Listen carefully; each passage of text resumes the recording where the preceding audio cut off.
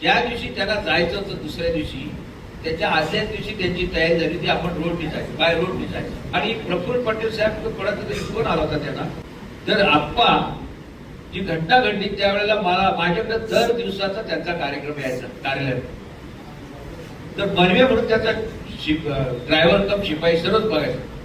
तो मनवे टीव्हीला पण बातमी आली ज्या दिवशी त्याला जायचं होतं दुसऱ्या दिवशी त्याच्या आदल्याच दिवशी त्यांची तयारी झाली ती आपण रोडनी जायचं, बाय रोडनी जायचं.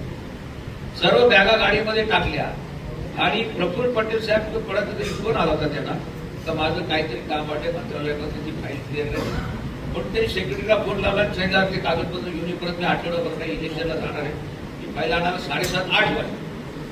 तर त्यांनी परत त्या ड्रायव्हरला सांगितलं बाबा सगळे बॅगा उतरून टाक, आपण ते चॉपर घेतलंय चार्टर्ड फ्लाईट आहे ते उद्या सकाळी 7:30-8 वाजता सांगा. त्या बॅगा त्यांनी परत काढल्या आणि 5 लोक पायलट त्यात एक बॉडीगार्ड आपल्या जाधव माझ्या दसऱ्याच्या वेळेला ते भुवाडला पण आले होते. ते जाधवने त्या जाधवनी कधीच दादांच्या शेजारी बसला नव्हता. त्या दिवशी तो दादांच्या शेजारी बसला सीटवर आणि त्याच्या फोटो काढून त्यांनी घरच्याला पाठवला. तो फोटो व्हायरल जो होतो ना त्याचा फोटो. त्याला कधीच आयुष्यात वाटलं नाही का माझं असं झालं जाणवलं दादांच्या. आणि बोलता 9:15 मला बोला तर तुम्ही कुठे मला माहितीच नव्हतं काही.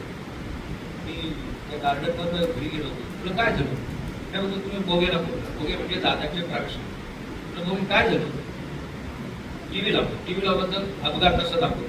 मी फोन लावतो तो दादा गेले म्हणजे काय झालं तुझा ऍक्सिडेंट झालं काय झालं काय तो विमान आपलं पेटलं. मला 2-3 तास काय समजेल काय करावं कारण ज्याच्या सहवासात गेली 40 वर्ष बोलायचो 4 दिवसात 5 दिवसात 2 दिवसात रोजच कधी कधी बोलायचं. या दिवशी जायचं त्याच्या आदल्या दिवशी मी बोललो त्याच्याशी प्रत्यक्ष भेटून आलो आणि अचानक गेलो. आम्ही गेलो बारामतीतून मगाशी त्याचा उल्लेख पठार शेट्टी हजारोच्या संख्येने लोक चालत येत होती गाड्या घेत होते सगळं काही. लोकांचा विश्वासच नव्हता दादांचा हे असं झालं. ज्यावेळी फोटो व्हायरल झाले 1:30 वाजता त्या फोटोमध्ये तुम्ही जर पाहिला असेल मला इकडे पाठवला नंतर मी डिलीट करा.